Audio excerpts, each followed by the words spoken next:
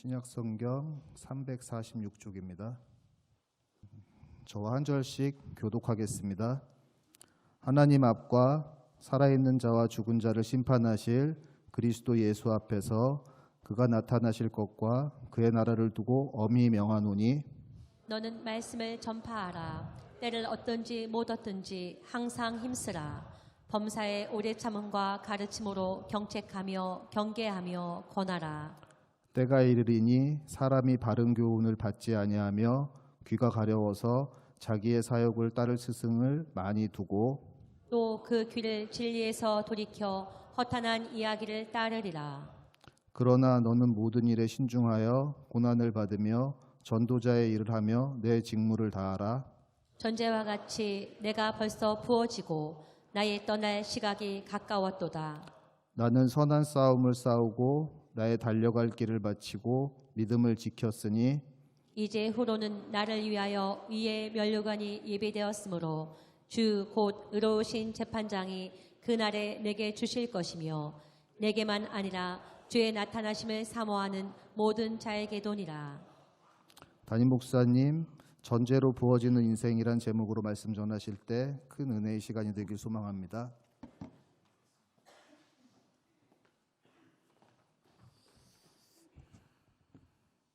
할렐루야. 아멘. 우리 점심 식사는 맛있게 하셨습니까?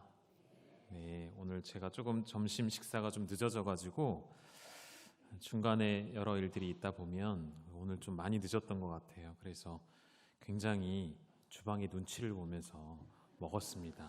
우리 교구장님이 오셔서 늦게 오셨네요. 이렇게 한마디 하신 분이 여기 끝에 앉아 계시네. 네, 그래서 근데 이게 늦게 먹으니까 저는 사실 더 맛있게 먹어요. 이렇게 남은 반찬 다 몰아주시기도 하시고요. 특별히 오늘 특식까지 또 준비해 주셔가지고 제가 더 맛있게 먹느라고 좀 시간이 걸렸던 것 같습니다. 감사드리고요. 오늘 교구장 헌신 예배를 드리게 되었습니다. 매해마다 우리는 이제 교회 일정, 생활 일정을 잡고 오늘 포켓북 받으셨죠? 포켓북에 이제 교회 일정들이 쭉 되어 있습니다. 좀 변동이 되어지는 것들도 있고 날짜가 픽스가 안 됐지만 넣어둔 것도 있긴 한데요. 그런 교회 일정들을 따라 움직이다 보니 때로는 이러한 헌신 예배들이 일처럼 여겨질 때가 있습니다. 그러나 당부드리고 싶은 것은 헌신을 다짐하는 것, 왜 이렇게 헌신 예배가 많은가라는 걸 생각할 때 우리는 하나님 앞에 헌신을 결단하지 않으면, 헌신할 것을 다시 다짐하지 않으면 우리는 하나님께로부터 또 멀어지는 것이 우리 삶이고 흐트러지는 것이 우리의 결단이기 때문이라는 생각을 해보게 되어집니다. 이미 교구장님들은 사실 헌신 예배라는 것이 필요 없을 만큼 이미 헌신된 삶을 살아주고 계시죠. 그래서 교회 안에서 가장 수고가 많으시고 가장 발로 뛰어주시는 분들이 우리 교구장님들이 아니실까 생각을 해봅니다.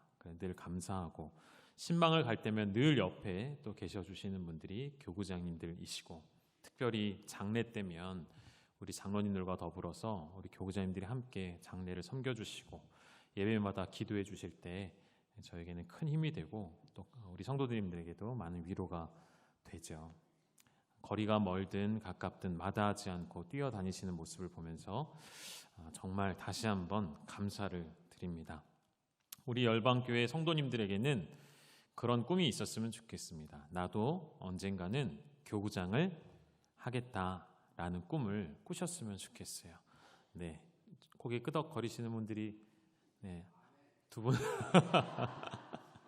감사합니다. 감사합니다. 맞아요. 정말 맞습니다. 그런 소망과 꿈, 이것은 우리의 명예와 영광을 나타내는 꿈이 아니라 하나님이 원하시는 꿈이 아닐까요? 내가 이렇게 몸과 마음을 바쳐 헌신하겠다는 것. 제가 잠깐 생각을 해봤습니다. 우리 교구장님들 가운데 시간이 넉넉해서 섬기시는 분 한 분도 안 계시거든요. 물질이 막 쏟아 넘치도록 많아서 내 물질을 막 그렇게 쓸 수밖에 없어 헌신하는 분이 얼마나 계실까요? 건강이 충분히 받쳐주기에, 체력이 충분히 되기에 그렇게 헌신하는 분이 계실까요? 그렇지 않습니다. 다 시간이 없으시고요. 물질적으로도 만만치 않으시고요. 건강도 그렇고요. 모든 것이 때론 힘이 들고 무겁게 다가오지만 그러나 주님 부르시기에 우리 주님께서 교회를 통해 우리에게 사명을 주시기에 그리고 이 사명 끝에는 반드시 기쁨과 감사가 넘친다는 것을 알기에 그렇게 헌신해 주시는 우리 교구장님들이셔서 제가 다시 한번 감사를 드립니다. 우리 수고하시는 교구장님들에게 다시 한번 좀 격려의 박수를 해드릴까요? 네, 고맙습니다. 보통 이렇게 박수 받으면 일어나시기도 하고 그러시던데 앉아서 박수를 받으시네. 네. 여러분, 이런 질문 좀 드려보고 싶습니다. 여러분, 어떤 인생을 살고 계십니까? 현재형으로요. 현재. 과거에 말고요. 지금, 오늘, 어제, 오늘, 그리고 내일 어떤 인생을 살고 계시는지 묻고 싶습니다. 여러 가지 질문, 이 여러 가지 답을 할 수가 있겠죠. 우리 각자의 인생의 스토리가 다르고 삶의 환경이 다르고 삶의 목적과 또 목표가 다르기에 각자 대답할 수 있겠지만, 그럼 바울은 이런 질문, 어떤 인생을 살고 있는가라고 바울에게 묻는다면 바울은 무엇이라고 대답을 할 것인가? 오늘 본문에서 그 답을 좀 얻을 수가 있을 것 같아요. 그리고 동시에 우리의 인생 가운데 인생을 어떻게 계획했고 어떻게 살아왔는지는 지금까지는 다 다르게 살아왔지만 우리가 이 바울의 이야기를 들으면서 우리도 그와 같은 인생을 살고자 함께 또 한 번 다짐하고 결단하는 그런 헌신의 시간이 되셨으면 좋겠습니다. 바울은 대략 30년이 넘는 시간을 쉬지 않고 달려왔습니다. 때로는 중간에 지치기도 하고요. 사람이 겪지 못할 수모와 고통도 많이 경험을 했습니다. 가는 곳마다 복음을 전했고 힘을 다해 교회를 세웠고 또 그 교회를 섬기며 사랑으로 헌신했죠. 겉으로 드러나는 것만이 아니라 그의 편지를 통해 알 수 있듯이 정말 전심으로 진심으로 그 교회와 한 명 한 명의 성도들을 사랑했습니다. 그런 그가 이제 감옥에서 죽음을 앞두고 있는 상황 가운데 서 있습니다. 그럼 디모데후서는 바울이 기록한 마지막 서신으로 알려져 있습니다. 이 서신이 마지막이에요. 그만큼 중요한 의미를 우리가 담아낼 수가 있겠죠.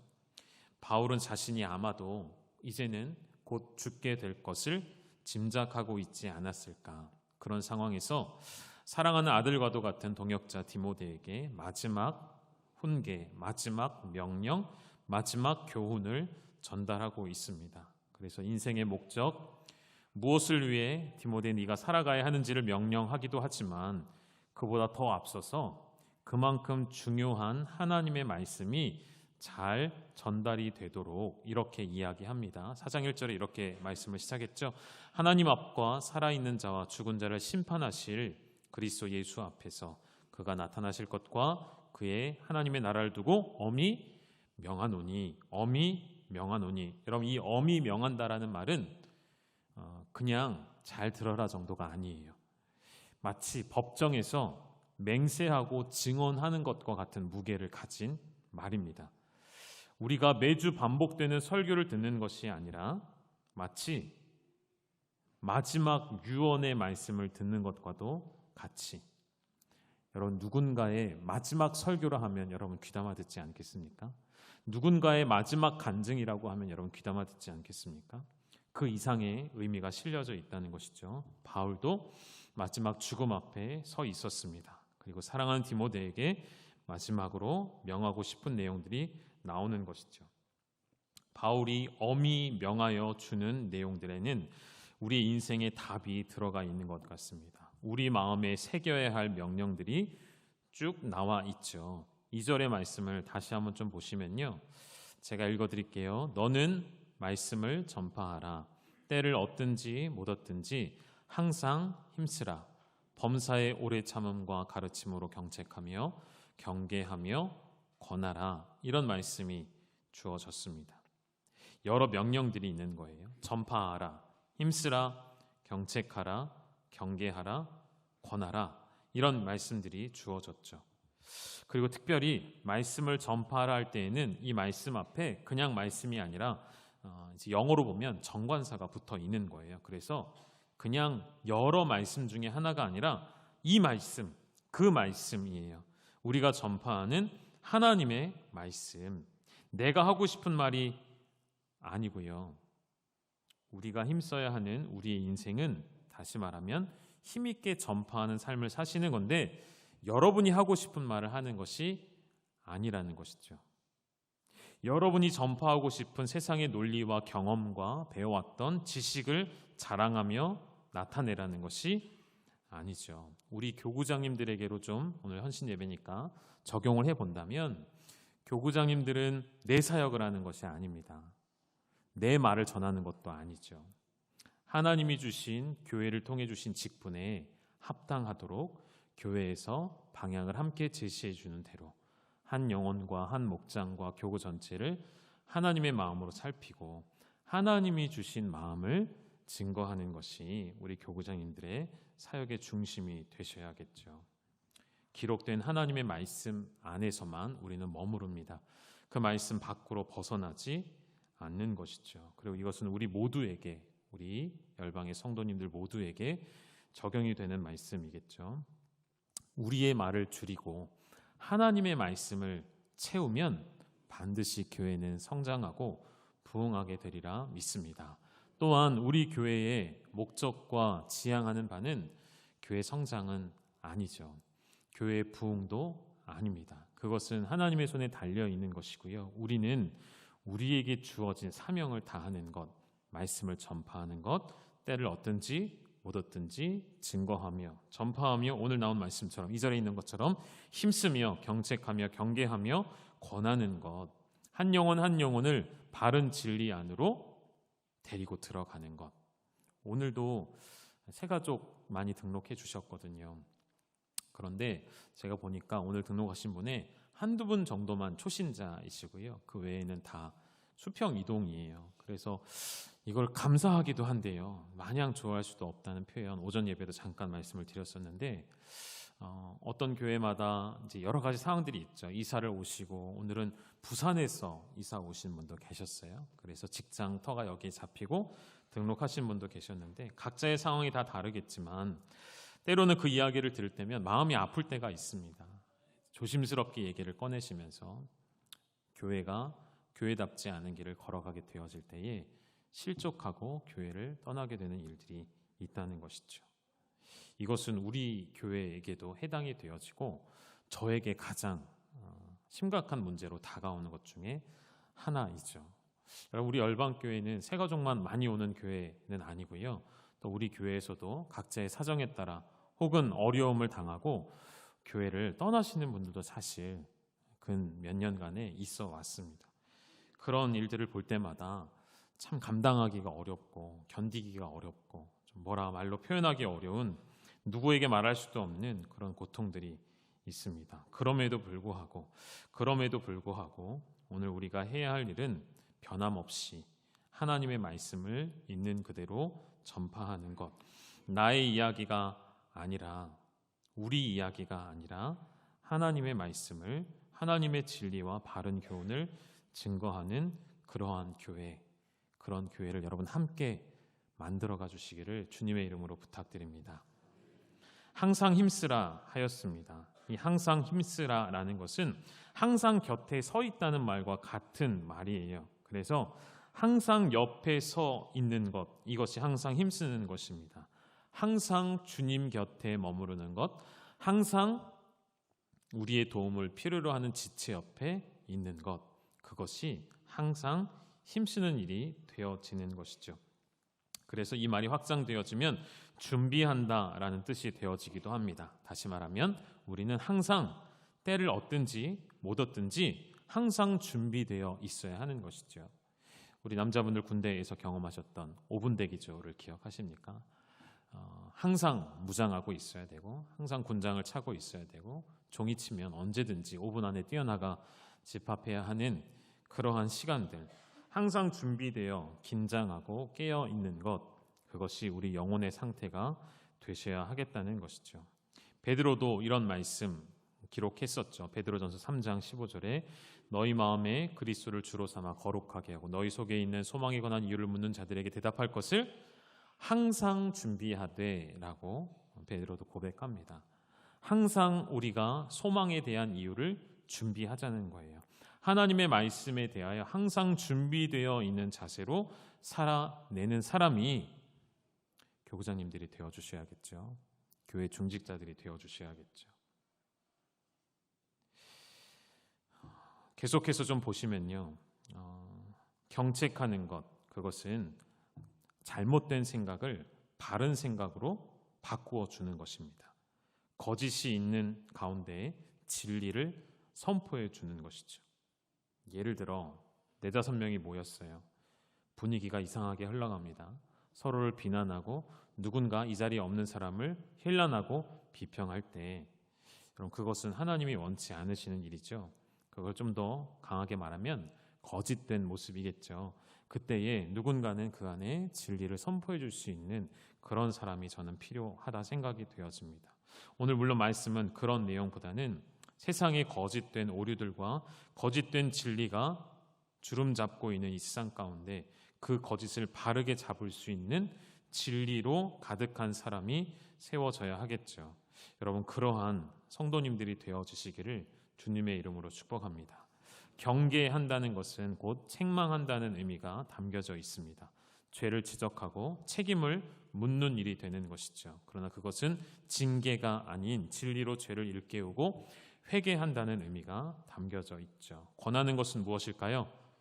격려하고 위로한다는 이야기입니다. 실족하고 무너진 영혼에게 다가가 격려하며 위로하는 것. 이러한 명령들을 다시 한번 정리하면 불신 가운데 있는 사람들, 불안 가운데 있는 사람들을 말씀으로 증거하여 확신을 주는 것이죠.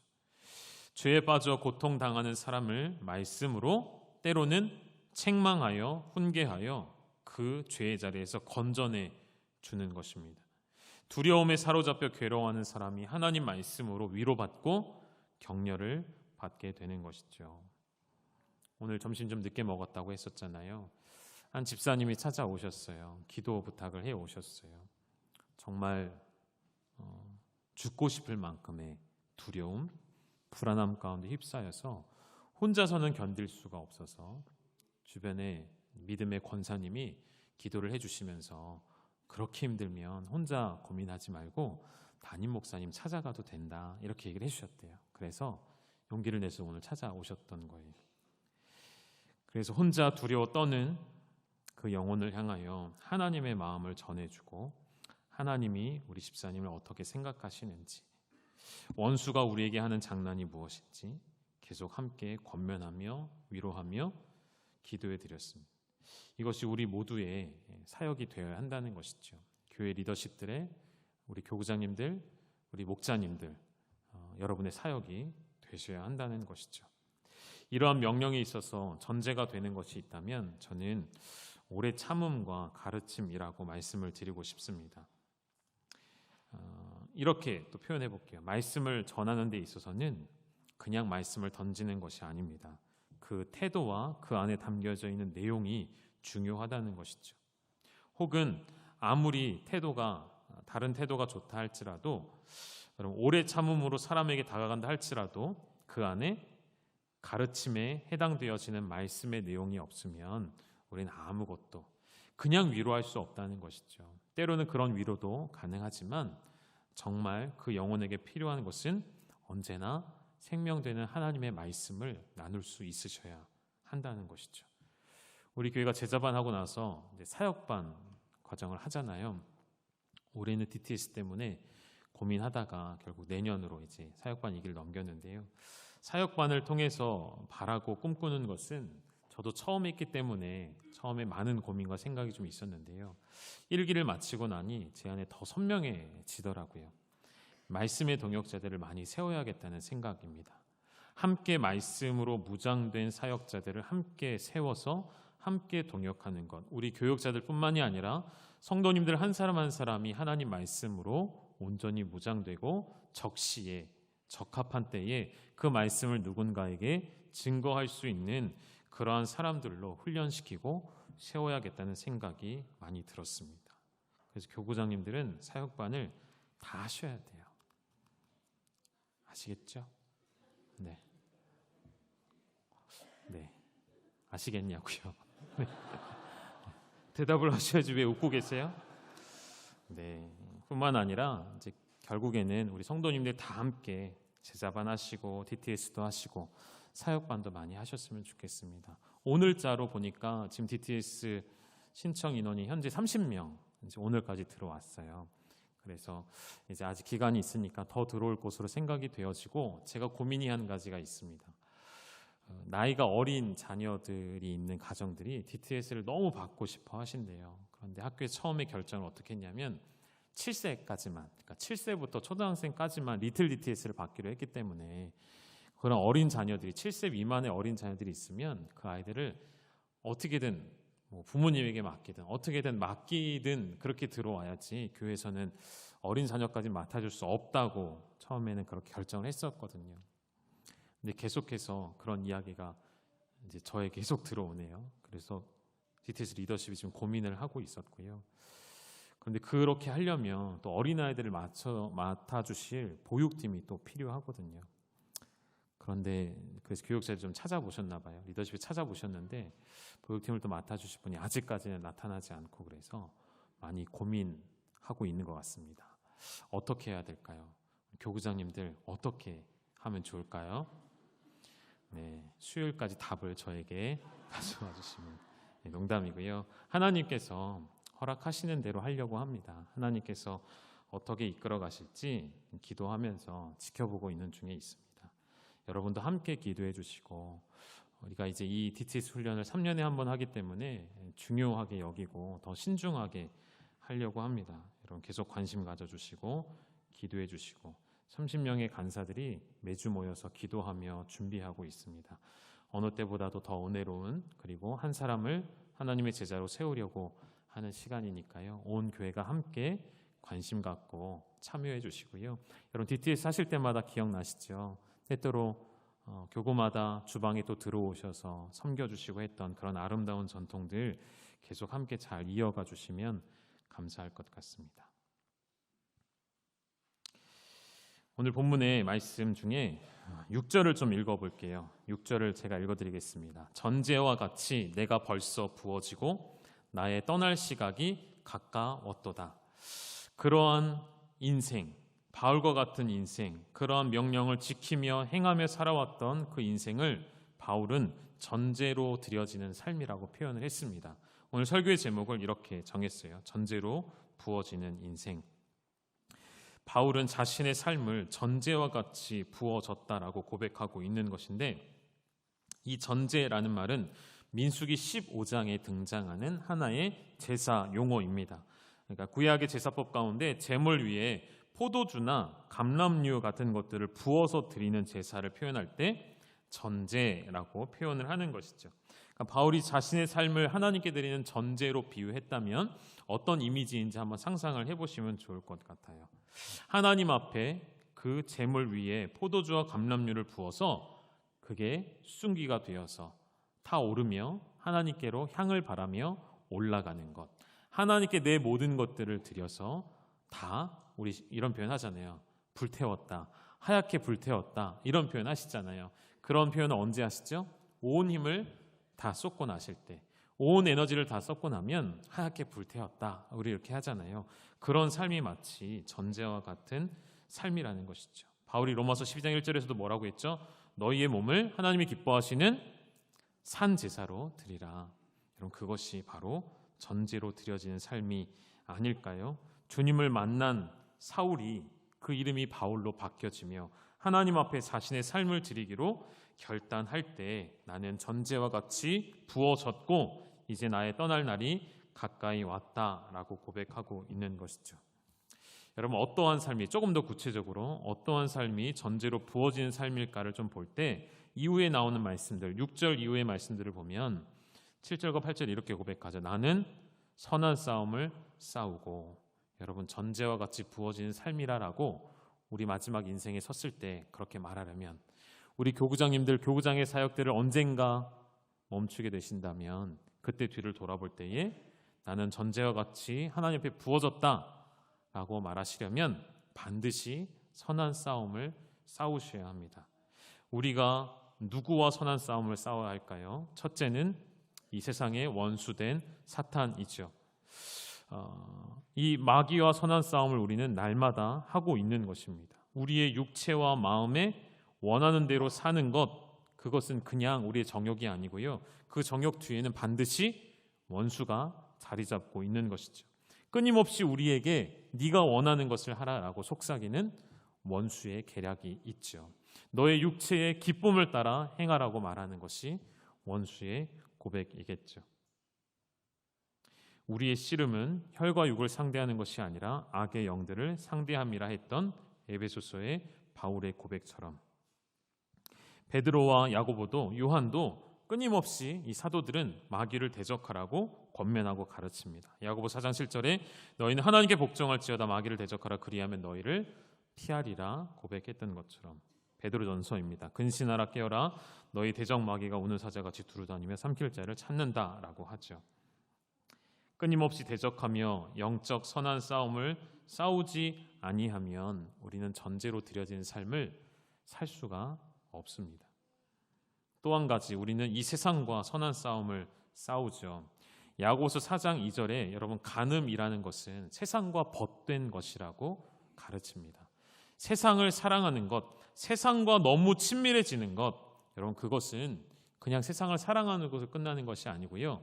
무엇이라고요? 어떤 죄라고요? 야고보서는 간음이라고 말을 한다는 것이죠. 그것은 곧 하나님과 원수된다라는 것입니다. 여러분 세상과 너무 친밀한 삶을 사는 것은 하나님과 원수가 되는 것이죠. 어제 DTS 때였나요? 제가 이제 끝나면서 우리 간사님들에게 부탁을 드린 게 있습니다. 이제 학교가 시작할 날이 얼마 안 남았고 우리가 준비되어져야 하는데 우리의 활동 범위, 우리가 행하는 것, 우리가 하나님 앞에 도구로 쓰여지려면 우리의 삶의 범위를 좀 축소할 필요가 있다 이렇게 말씀을 드렸어요.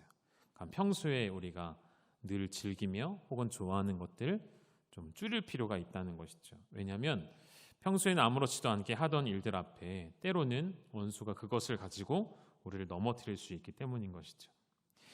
그냥 세상 속에서 내가 하고 싶은 일들을 하는 것이 무슨 문제이냐라고 할 수 있지만 원수는 그것을 통해 일할 수 있기 때문이라는 것이죠.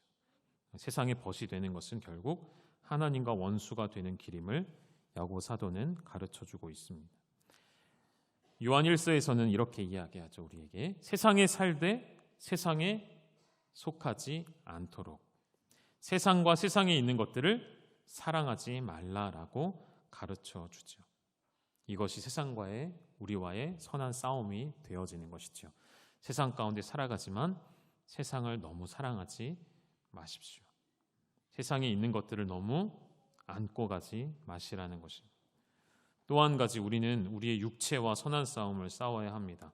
너희의 죄가 너희 죽을 몸을 지배하지 못하게 하라는 로마서 6장의 말씀처럼 몸의 사욕에 순종하지 말 것을 우리에게 권면하는 것처럼 너희 지체를 너희 몸을 불의의 무기로 죄에게 내어주지 말고 오직 너희 자신을 죽은 자 가운데서 다시 살아난 자 같이 죄에서 죽고 다시 살아난 자 같이 하나님께 드리며 너희 몸을 너희 지체를 의의 무기로 하나님께 드리라. 여러분 이것이 전제로 드려진 삶이 아닐까요? 여러분 전제로 드려지는 삶은 결코 평탄한 길이 될 수가 없죠. 고난입니다. 희생이 포기하고요. 때로는 포기가 따라오는 길이죠. 여러분 그러한 삶을 살아내시는 그리스도인들이 되셔야 하고 그러한 길을 걸어가기를 마다하지 않는 성도들이 되셔야 합니다. 우리 교구장님들은 뒤에 장이라는 말이 붙잖아요. 책임이 있다는 뜻이에요. 여러분의 교구 식구들에 대한 책임을 지셔야 합니다. 여러분의 교구 식구들이 믿음 가운데 깨어 있도록 책임지는 자리라는 것이죠. 그 책임을 가장 잘 이행하는 길은 기도라고 말씀드리고 싶습니다. 그들을 위하여 엎드려 기도하는 것, 함께 해주시는 시간도 감사하고 신방에 동참해 주시는 것도 감사합니다. 그러나 더 중요한 것은 그 영혼을 위해 이 예배당에 나와 엎드려 기도해 주시는 것. 그것이면 교구장의 사역 가운데 90%는 해주시는 것이라 저는 그렇게 말씀을 드리고 싶습니다. 말씀을 좀 정리할까요? 전제와 같이 우리가 드려지려면 바울은 이렇게 고백했죠. 나는 달려갈 길을 마치고 라고 표현하죠. 내가 달려갈 길을 마치려 하면은 바울이 사도행전에서 이렇게 표현합니다. 내가 달려갈 길을 마치려 하면은 나의 생명조차 뭐라고 표현하죠? 조금도 귀한 것으로 여기지 아니하고 전제로 드려지는 인생에 나는 없어지는 것이죠. 향기로 타오르며 하나님께 올려지는 것이 전제라 말씀드렸죠. 믿음의 경주를 하는 일에는 우리는 사라지게 되어지는 것이죠. 그것을 안타깝게 여기지 않으셔야 한다는 것이죠. 우리의 이름이 드러나지 않고 우리의 몸과 우리의 생명이 남지 아니하도록 모든 것을 다 내어드리는 것이 진정한 전제의 삶이라는 것이죠. 그러한 삶을 살아가기 위해서, 그렇게 달려갈 길을 끝까지 완수하기 위해서는 분명한 목표를 정해야 합니다. 그 목표를 우리 주님이 가르쳐 주셨어요. 그 목표는 표대이십니다. 표대에 달리신 예수 그리스도를 향하여서, 빌립보서 3장 14절 말씀이죠. 표대를 향하여 그리스도 예수 안에서 하나님이 위에서 부르신 부름의 상을 위하여 우리는 오늘도 달려가고자 하는 것이죠. 그러한 달려가는 인생, 함께 우리의 인생을 하나님 앞에 전제로 다 부어드리며 태워 올려드리며 향기로 하나님께 내어드리는 우리 사랑하는 교구장님들의 삶이 되어주시기를, 그렇게 헌신할 때에 저는 우리 교구장님들을 위해 간절히 기도합니다. 우리 교구장님들의 삶과 건강과 자녀들과 사업과 일터 위에 하나님이 복의 복을 더해 주시도록 여러분은 돌아서셔서 맡겨주신 교구 안에 있는 모든 식구들과 우리 목자들을 위해서 함께 엎드려지시는, 함께 저와 같이 교회를 위하여 하나님 나라 위하여 전제로 부어주시는 귀한 동역자들 되어주시기를, 우리 모든 성도님들 우리 함께 전제로 하나님께 우리의 삶을 내어드리기를 결단하는 귀한 하나님의 공동체 되어지기를 주님의 이름으로 축원합니다.